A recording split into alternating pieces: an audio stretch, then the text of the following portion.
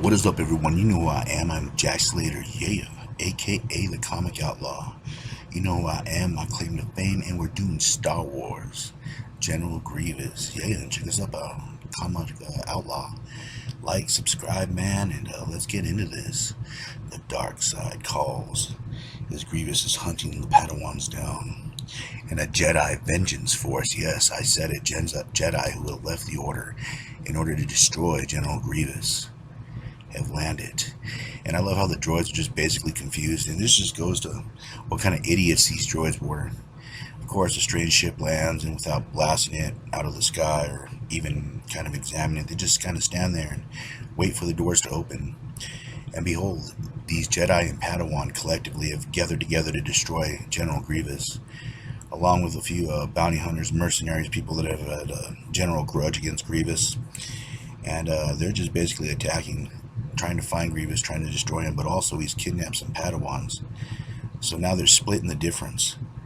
And when you go after two things, sometimes you only get one. And that thing doesn't break out the way that the caper plans out. So people end up dead, people end up arrested, but in Grievous's case, I think they're going to end up dead. Anyways, the droids have fallen upon the Padawans, as has Grievous.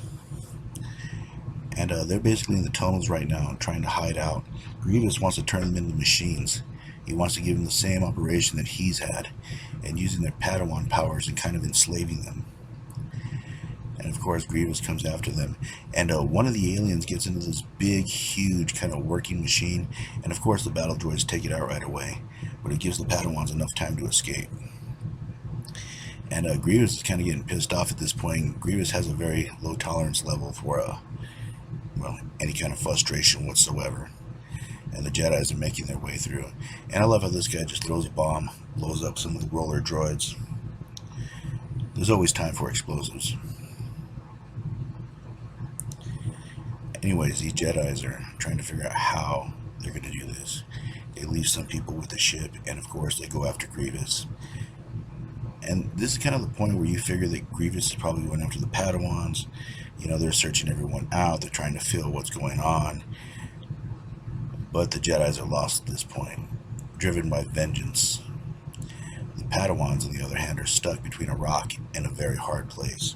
Droids on one side, and of course, General Grievous on the other, ready to slaughter them all, or to take them into slavery as his new robotic slaves. But one of the Jedis asks for a chance. Not mercy, a chance. And I love how Grievous has a sense of honor, even though it's a shred, and throws her one of the lightsabers from one of the Jedis he's killed. And I don't think it's really honor so much as he's just toying with him. She pulls out the lightsaber and tries to fight valiantly, but it's not enough. Bravery and heart sometimes don't make up for skill and experience. Grievous easily dispatches her, standing there ready, feeling the fear rush through them as he's stopped by the Jedis and Padawan that have come to destroy him. And this is the point where things get interesting for Grievous. More lightsabers to add to his collection, as the former Jedi, stand there, blocking the path for the battle droids. They allow the Padawans to kind of make their way through as the soldiers back them up, and also trying to protect the ship so they could get away. This is a problem when you leave people at the ship. Like I said, it's a two-prong attack, and these guys are trying to fend off what they can, but the battle droids just keep coming and coming and coming. This place is supposed to be turned into a factory, and they're producing these simple battle droids out, and they're starting to get overwhelmed. Sooner rather than later, they're going to have to leave with or without the Jedi. And this is where the Jedi goes into an explanation of, you killed my master, you killed this person, you killed that person. And the thing you gotta love about Grievous is he's killed so many of them, he doesn't even know their names, location. That's why he keeps the lightsabers. And he goes to fight them. And of course, they have a small advantage for a while, hitting Grievous in the arm. But Grievous is just too good. Like I said, he was taught by Count Dooku, one of the best one-on-one Jedi fighters in the known galaxy at this point, and he dispatches one of them easy, no problem. And this is where this guy explains that he's killed his master, and Grievous just kind of laughs it off. And this is where the Jedi tells him that he's no longer a Jedi. He's doing this for his own purposes, for vengeance. And this is where Grievous kind of says that he's already won, because this Jedi has lost his identity, everything that he ever was, and now that he'll lose his life to this diabolical killing machine. But the Jedi, the former Jedi, is not here to live another day. He's here to destroy Grievous no matter what the cost. And they start destroying pipes to the machines. Lava starts to leak out. Plasma leaks everywhere as a fortress begins to fall around them. And he explains that he's here to destroy Grievous no matter what the cost, even if it means that his life, because he's willing to sacrifice himself to destroy this creature, this Jedi Slayer, once and for all.